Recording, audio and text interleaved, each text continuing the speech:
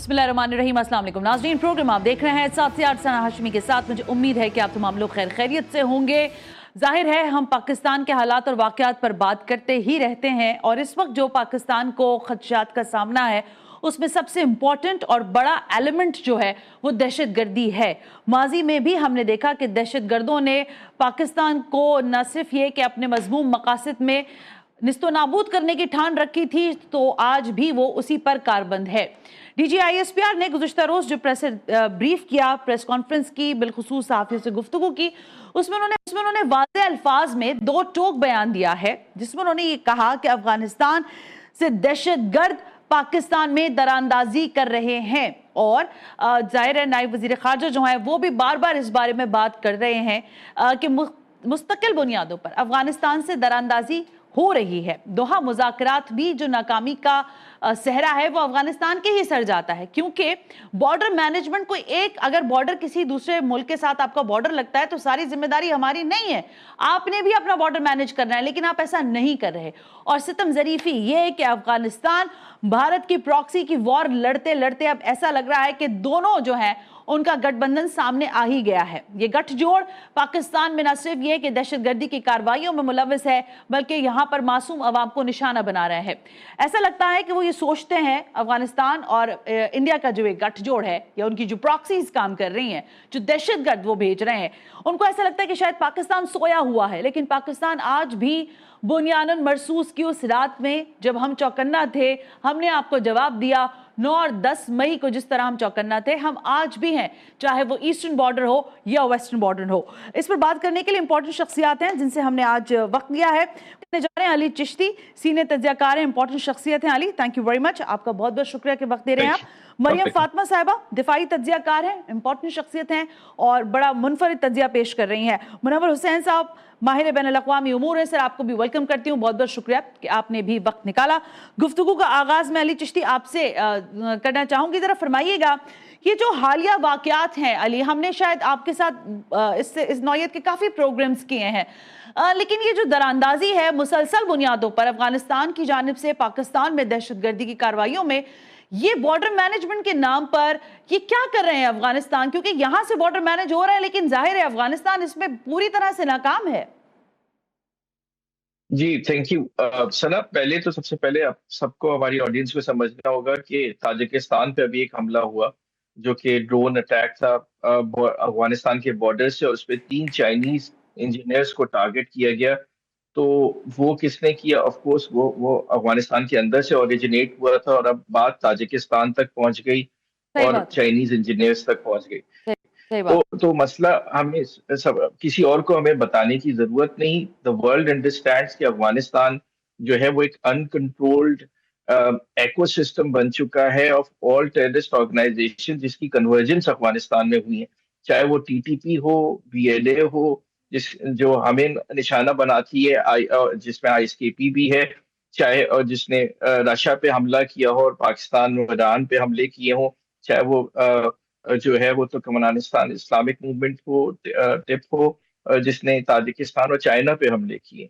तो अब ये बात तो सबको समझ में आ गई। ऑफ कोर्स आज DGISPR ने जो एक प्रेस कॉन्फ्रेंस की उसमें बताया कि बॉर्डर मैनेजमेंट हम तो कर रहे हैं इतने बड़े बॉर्डर की। जी। प्रॉब्लम जो है इज इन अफगानिस्तान।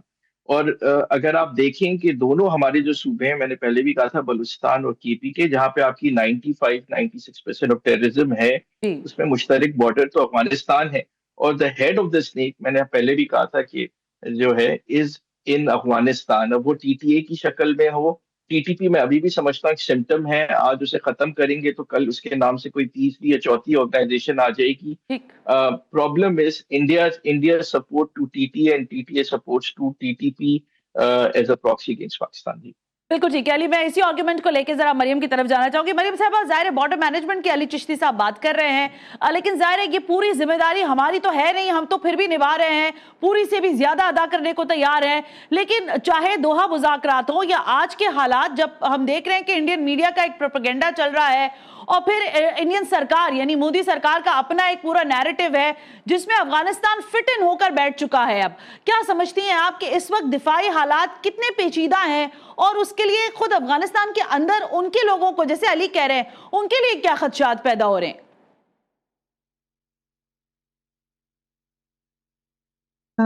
बहुत शुक्रिया, ये आपने बहुत अहम सवाल किया सना। अफगानिस्तान की गवर्नमेंट इस वक्त जो है ना सिर्फ पाकिस्तान के खिलाफ इस्तेमाल हो रही है और इंडिया के हाथ में एज ए प्रॉक्सी ग्रुप खेल रही है, बल्कि ये अपने लोगों के लिए भी ऑफस्केट कर रही है, ब्लर कर रही है रियलिटी को। इसका अंदाजा आप इस बात से लगा लीजिए कि इन्होंने पाकिस्तान के ऊपर इल्ज़ामात लगाए एयर स्ट्राइक्स के, और उसमें उन्होंने सिविलियन कैजुअलिटीज का दावा किया जो कि सरासर झूठ की बुनियाद पर मबनी था। इसके अलावा उन्होंने इस सारे मामले में अफगानिस्तान को जो एक ट्रेड के प्रॉब्लम्स दरपेश आ सकते हैं, क्योंकि पाकिस्तान ट्रांजिट कंट्री है 90% ट्रेड के लिए। इंडिया जो है वो एक सब्स्टिट्यूट पाकिस्तान के लिए कभी भी साबित नहीं हो सकता ट्रेड के फील्ड में। तो तालिबान गवर्नमेंट चूंकि एक डिफैक्टो गवर्नमेंट है, और मेरा ख्याल है कि इस डिफैक्टो गवर्नमेंट ने खुद भी बारहा दोहा के मीडिएटेड डायलॉग और टर्की के मीडिएटेड डायलॉग्स में उन्होंने बार बार ये मेंशन किया कि they are not controlling some areas close to the Pakistani border, जिसके अंदर से टीटीपी स्ट्राइक्स करती है पाकिस्तान के अंदर। तो क्या हम ये समझें कि देखें, गवर्नमेंट का एक बुनियादी उसूल होता है, उसको हम लेजिटिमेट गवर्नमेंट तब मानते हैं जब वो इफेक्टिव कंट्रोल असर्ट कर रही होती है अपने स्टेट के अंदर, और ये इंटरनेशनल लॉ का प्रिंसिपल भी है, इफेक्टिव गवर्नमेंट। बिल्कुल ठीक। Montevideo convention on the rights and duties of state के अंदर ये मेंशन है। तो क्या हम ये कहें कि Taliban government is not a legitimate government? बाकी तो लेजिटिमेसी की तलाश में वो पूरी दुनिया के साथ इस वक्त जो है एक टेरर स्पॉन्सर्ड स्टेट के तौर पे मर्सनरी की खिदमात तो पेश कर ही रही है।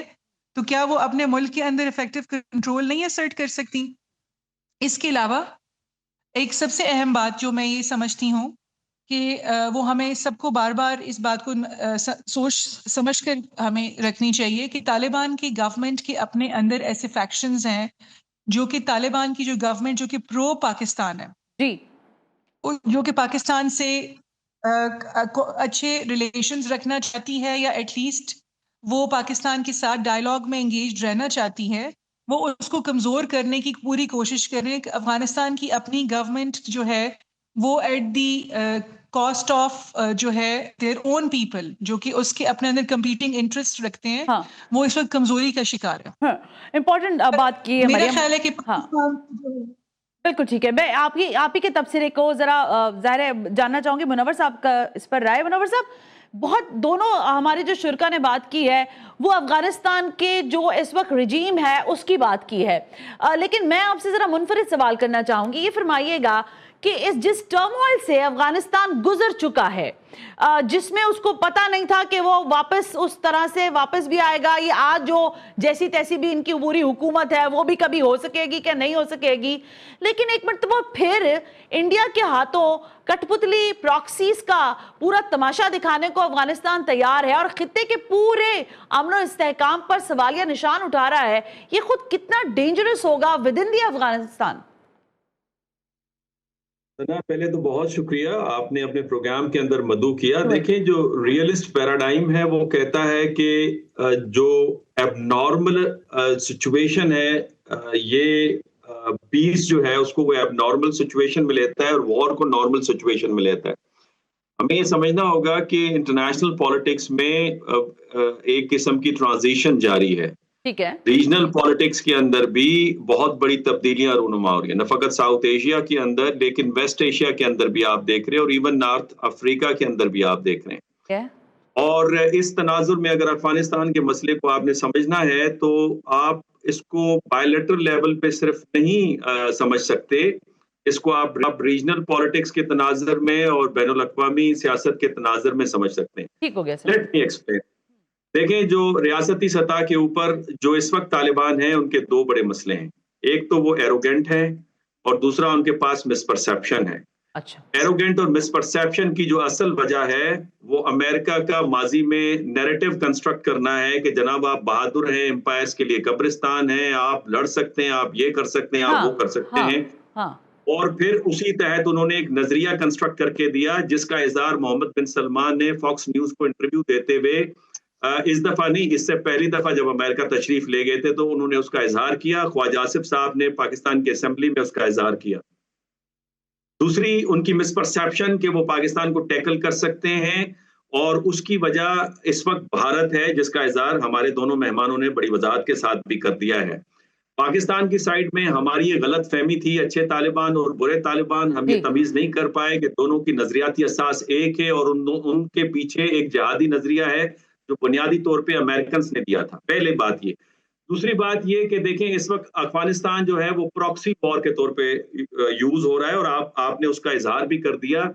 बुनियादी तौर पे जो पाकिस्तान की अहमियत खित्ते और खित्ते से बाहर पड़ रही है, वो चुभ रही है इजराइल को, वो चुभ रही है भारत को। और भारत के साथ जब भी आपकी चपकलिश होती है तो पूरी कौम एक पेज पर होती है। तो अब भारत ने पैंतरा बदला है, अब वो अफगानिस्तान से आते हैं। जब अफगानिस्तान से आपका टकराव होता है तो आप रिलीजियस और इकोनॉमिक जो आपके इंटरेस्ट हैं, सियासी मफादात हैं, उसकी बुनियाद पे आप तकसीम हो जाते हैं।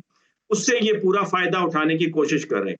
ग्लोबल पॉलिटिक्स में अगर आप चले जाएं तो इस वक्त ट्रांजिशनल जो चेंज नजर आ रही है उसमें अमेरिकन पूरी कोशिश कर रहे हैं कि किसी तरीके से इस इलाके के अंदर इंस्टेबिलिटी हो।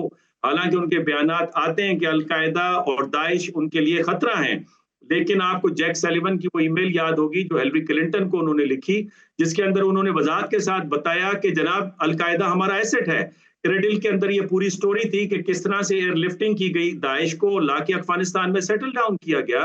तो अफगानिस्तान और फिर $7 बिलियन के हथियार छोड़ के जाना, 40-42 मिलियन डॉलर्स जो है वो हफ्ते में तालिबान को मुहैया करना, इस बात की गम्माजी कर रहा है कि इसके अंदर बैनुल अक़वामी सियासत बहुत ही इंपॉर्टेंट बात की है मुनव्वर साहब, मैं यही तो बात करना चाह रही हूँ। मुझे माजरत दीजिएगा कतई कलामी की, एक ब्रेक लेते हैं, ब्रेक से वापस आते हैं। सवाल और नुक्ता ये है कि जिस अमेरिका, सॉरी हम ये वर्ड तो यूज कर ही रहे हैं ना, लेकिन चप्पल जूते छोड़कर जो भागे और इन्हीं को जितना सपोर्ट किया और बताया गया, जैसे मुनव्वर साहब फरमा रहे हैं, लेकिन अब जिस टर्मोइल की तरफ अफगानिस्तान खड़ा है, जहां पर हुकूमत है लेकिन नहीं है, एडमिनिस्ट्रेशन है लेकिन वो काम नहीं हो रहा है, लोग आपकी सुन नहीं रहे हैं।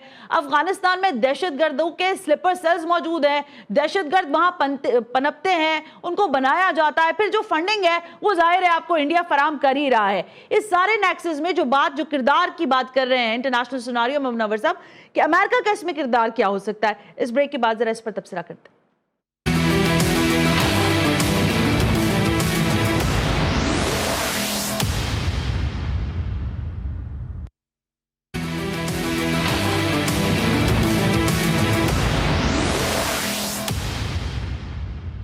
नाज़रीन, हम ब्रेक पर थे और यहाँ जरा गुफ्तगू हो रही है उस दरानंदाजी की जो अफगानिस्तान की जानिब से मुसलसल बुनियादों पर जारी है। DGI-SPR की प्रेसर के बाद, उस प्रेस ब्रीफिंग के बाद जो उन्होंने सहाफियों को दी, ये सवाल उठ रहा है कि एक जानिब तो जाहिर है बॉर्डर मैनेजमेंट हो रही है और हम कर रहे हैं, लेकिन अफगानिस्तान उसमें रिलक्टेंट है और वो नहीं कर रहा। दूसरा जो अहम तरीन नुकता है जो मैं तीनों शुरा की जानिब लेके जाना चाहूंगी, अली चिश्ती, मरियम फातिमा, मुनव्वर हुसैन साहब, आपकी तरफ के एक मुखालिफ प्रोपेगेंडा पाकिस्तान के अंदर भी है। देखिए, जब हम KPK और बलूचिस्तान की बात करते हैं तो वहां पर सूरत हाल इतनी इजी नहीं है। मतलब आज भी अगर वहां दहशतगर्दी की कार्रवाइयां हो रही हैं, तीरा के अंदर से दहशतगर्द दाखिल हो रहे हैं, तो इसका मकसद है कि कहीं ना कहीं फैसिलिटेटर वहां पर भी मौजूद है।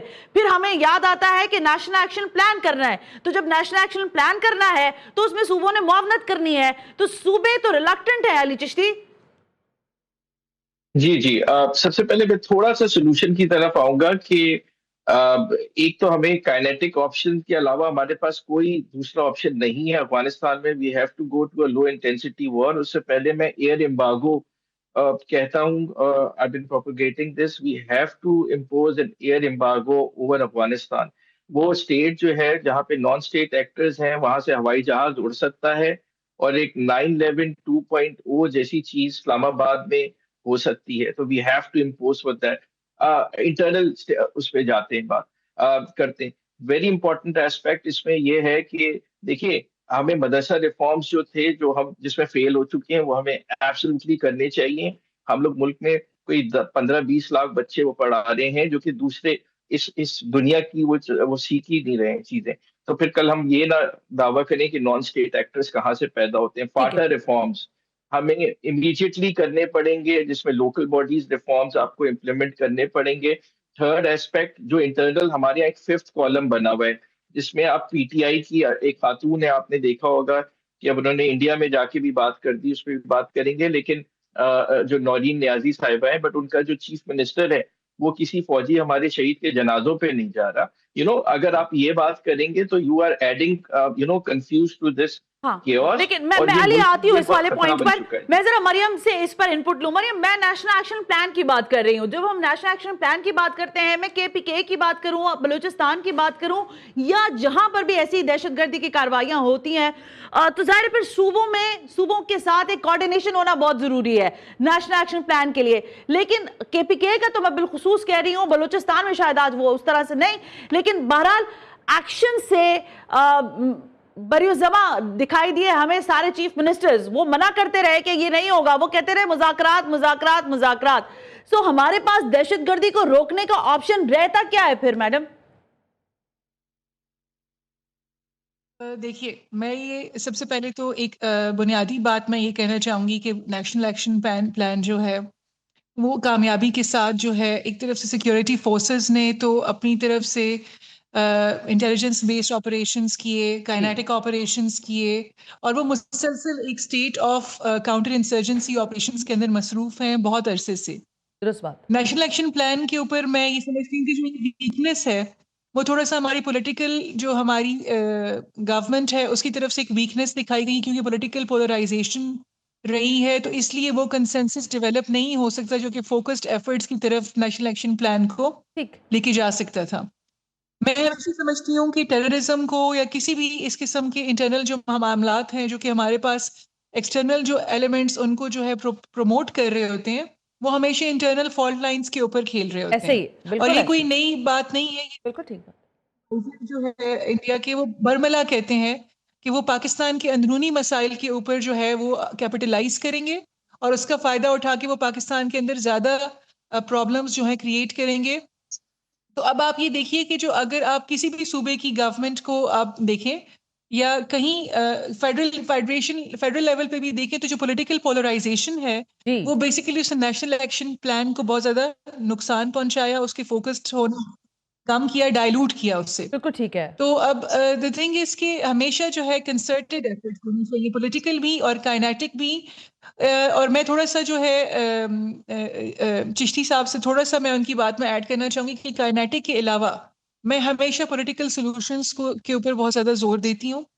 I really am a full supporter of talks and dialogues, और हमेशा पॉलिटिकली तमाम पार्टीज को ऑन बोर्ड लेना चाहिए, स्ट्रीमलाइन करना चाहिए, क्योंकि ये हमारा मुल्क है, ये तमाम लोग हमारे हैं।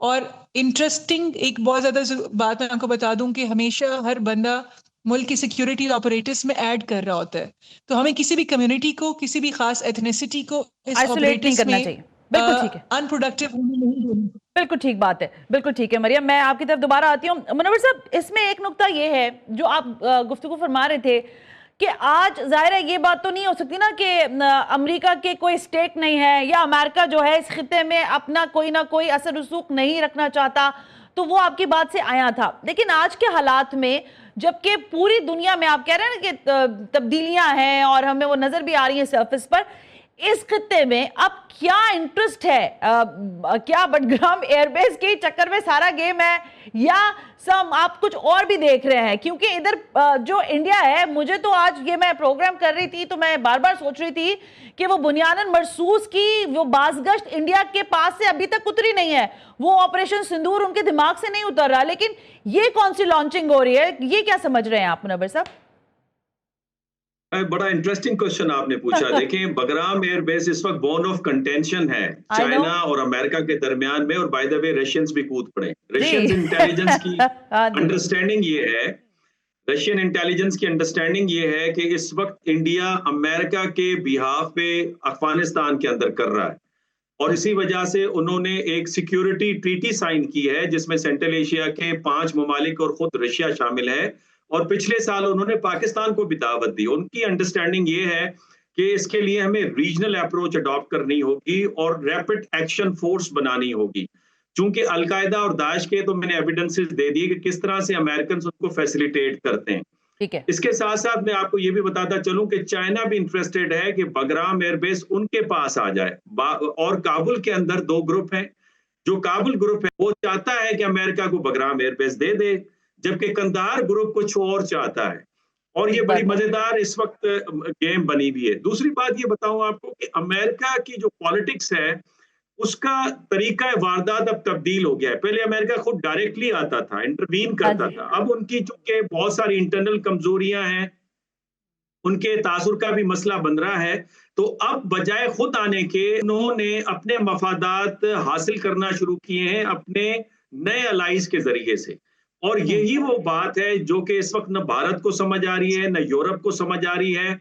और बाय द वे खुद जो, अब मैं आपको एक बड़ी मजे की बात बताऊं, मैंने ये ईरानियों को सजेस्ट किया है कि this is the time to deal with the Americans, because Trump deal के जरिए से आपसे मामला तय कर सकता है। और मैं चाइनीज को भी ये कहना चाहता हूं कि ये मौका है कि ताइवान ट्रंप आपको दे देगा, उसके बदले कुछ न कुछ डील में ले लेगा, और ये बड़ी आसानी से के साथ आप डील कर सकते हैं। आ जाते हैं नेशनल एक्शन प्लान पे। देखिए, नेशनल एक्शन प्लान जो है पहले तो मुकम्मल तौर पे इंप्लीमेंट नहीं हुआ। दूसरी बात आपको बताऊं, ये फातिमा ने एक बड़ी इंपॉर्टेंट बात की। पाकिस्तान के अंदर डिफरेंट स्ट्रक्चर्स हैं और इन स्ट्रक्चर्स के अंदर मजीद स्ट्रक्चर्स हैं। जब तक इन स्ट्रक्चर्स के स्टेक होल्डर्स वन पेज पे नहीं आएंगे, कोई भी काविश आपकी काबिल कबूल नहीं होगी। और लिहाजा आप मिसाल के तौर पे सियासी जो आपका स्ट्रक्चर है उसमें भी कई स्ट्रक्चर्स हैं और उनकी आपस में आपको आंगी नजर नहीं आती। थॉमस कोहन ने एक बड़ा एक नजरिया दिया जिसको कहते हैं पैराडाइम शिफ्ट।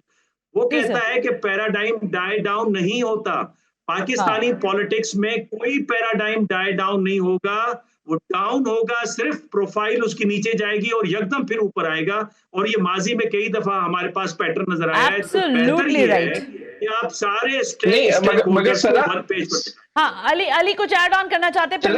अली ऐड कीजिएगा। हाँ प्लीज। बस state can not negotiate with TTP full stop or anything. State open है to negotiate और of course bring every। अगर आप इतने शहीद होने के बाद, ज़िबा होने के बाद, फौजी और शहादतों के बाद अगर आप एक पेज पे पॉलिटिकल पार्टीज नहीं आई हैं, स्टेट तो अपना काम करेगा, which is to protect। Absolutely right, Ali. We are agree on that point. But जाहिर है पॉलिटिकल अरीना, जैसे मरियम भी बात कर रही है कि आपका एक जाहिर एक स्टेक होल्डर है, उनके साथ आप बात करें और उनको इस नेशनल एक्शन प्लान का, जो कि जाहिर है वो हिस्सा है, लेकिन किसी और के पे, यानी कि ग्राउंड रियलिटीज में भी उनको आपको अपने साथ रखना होगा। एक ब्रेक शामिल करते हैं, ब्रेक से वापस आकर जरा बात करते हैं कि सोशल मीडिया पर यानी हाइब्रिड वॉर जो है इसको कैसे रोकें, क्योंकि ये भी बड़ी खतरनाक हद तक है। और जैसे अली ने कहा कि इंडियन मीडिया पर बैठकर पाकिस्तान के साबिक वजीर आजम की बहन की गुफ्तगू अगर वो AI जनरेटेड है तो जाहिर है उसके ऊपर उनको पूरी तरह से उनको शो कॉज करना चाहिए, उनको क्लेम करना चाहिए, डिफेमेशन की बात होनी चाहिए। लेकिन अगर ये ओरिजिनल या सही है बात, तो फिर ये बात है ही क्यों? इस ब्रेक के बाद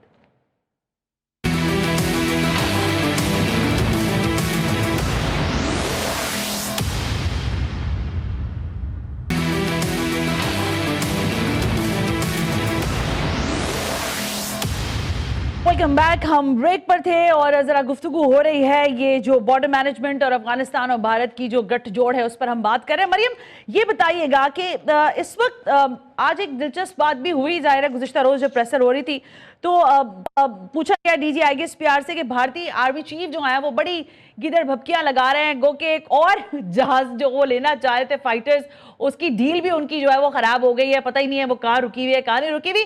बिसाइड दैट तो DG IGSPR ने जवाब दिया कि सिंदूर जो था वो ट्रेलर था और फिल्म देखने का शायद उनका दोबारा दिल चाह रहा है।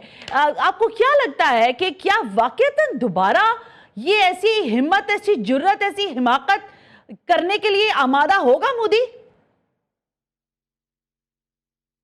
जी, ये आपने बहुत अच्छा सवाल किया। मेरा ये ख्याल है कि मोदी गवर्नमेंट को अगर आप देखिए तो वो जब भी वॉर मॉन्गरिंग करती है, रिटोरिक उनका बहुत शदीद एंटी पाकिस्तान होता है, तो उसके बाद पिछले, क्योंकि उनकी 3 टर्म्स हो चुकी हैं, तो अगर आप देखें तो वो हर दफ़ा पाकिस्तान के ऊपर किसी न किसी फॉर्म में, चाहे वो फसाड भी क्रिएट करे पाकिस्तान के ऊपर अटैक करने का, जैसे 2019 में उन्होंने बालाकोट में उन्होंने स्ट्राइक्स की, लेकिन जाहिर है उन्होंने दरख्तों के ऊपर की, फिर उसके बाद उन्होंने स्लोली एंड ग्रेजुअली इस दफ़ा उन्होंने इंटरनेशनल लॉ को बिल्कुल ही ब्रीच कर दिया और हमारे इंटरनेशनल बॉर्डर के अक्रॉस स्ट्राइक्स कर दी।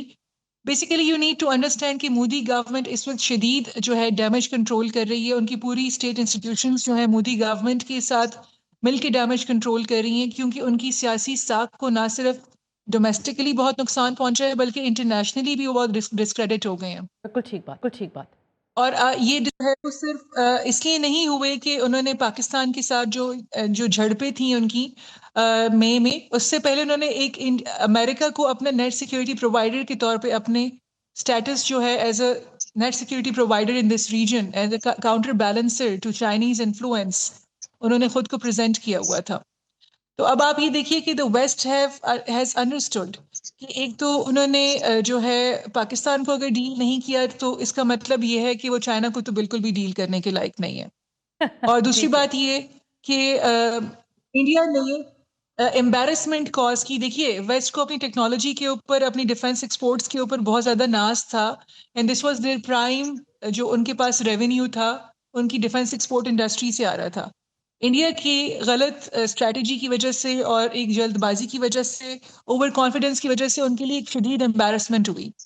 और मैं इसको ना पॉलिटिक्स ऑफ टेक्नोलॉजी की नाम देती हूँ कि पहली दफा उनको एक तो टेक्नोलॉजिकल एम्बैरेसमेंट, डिसॉल्ट एविएशन को जो है एक फ्रेंच कंपनी है उसको बर्दाश्त करनी पड़ी। दूसरा ये कि चाइनीज टेक्नोलॉजी जो है वो वॉर टेस्ट हो गई और पॉजिटिवली हो गई। तो इससे बेसिकली इंडिया की लेकिन जो उसमें भी ना मरियम बाज़ारी की बात तो इतनी लंबी डिबेट है कि उसमें भी तो महारत की जरूरत है ना। टेक्नोलॉजी आपके पास लाख हो, पैसा आपके पास लाख हो, अकल हो नहीं तो तेजस भी गिर जाता है, राफेल तो फिर बड़ी दूर की बात है। मैं इसके किसी हक में नहीं हूं ना, ये हमारे लिए कोई हंसी की बात है, लेकिन हकीकत तो यही है ना, दुनिया तो यही देख रही है। मुनव्वर साहब, मेरा नुक्ता जरा मुनफरिद है, जो मरियम ने बात की है बड़ी इंपॉर्टेंट है, लेकिन इसी को डायलॉग करते हुए अगर हम आगे जाएं, सोशल मीडिया का एक प्रोपेगेंडा है पूरी दुनिया में। आज दुनिया जो है वो सोशल मीडिया के शिकंजे में है। आप क्या समझते हैं कि पाकिस्तान का जो नैरेटिव है, जो जाहिर है इस वक्त हम बार बार बात करते हैं ना, ये कोई मतलब चाहे किसी को अच्छी लगे या बुरी लगे, मतलब आपको अगर आपको अपनी फौज से प्यार नहीं है, आपको अपनी रियासत से प्यार नहीं है, तो फिर आप इस मुल्क में नहीं रहे, फिर आप किसी और मुल्क में चले जाएं। लेकिन अगर आप पाकिस्तान का हिस्सा है तो आपको अपनी फौज, अपनी रियासत, अपने मुल्क से मोहब्बत दिखानी होगी।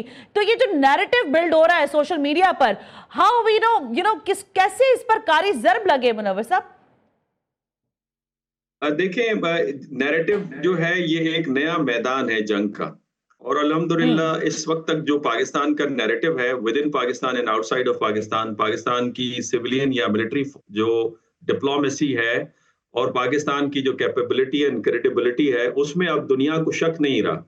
यही वजह है कि सऊदी अरब ने आपके साथ डिफेंस पैक्ट किया, यही वजह है कि तुर्किया भी चाहता है, ईरान भी चाहता है, कतर के साथ और उसके साथ साथ जो जॉर्डन है उसके साथ भी आपके डीप ताल्लुकात हैं। मुमकिन है बांग्लादेश के साथ भी फौरन आपका हो जाए। तो इस पे तो मजीद बात करने की जरूरत नहीं है, और इसलिए इंडियंस बड़े फ्रस्ट्रेटेड हैं, और यही वजह है कि दुनिया आपको सलाम कर रही है। इस वजह से जो असल मसला है, असल मुद्दा है, वो ये है कि पाकिस्तान की जो सर्वाइवल स्ट्रेटेजी है वो कनेक्टिविटी है। मैं कहता हूँ 3 C's पॉलिसी जो पाकिस्तान की है, कोऑर्डिनेशन, कोऑपरेशन एंड कनेक्टिविटी।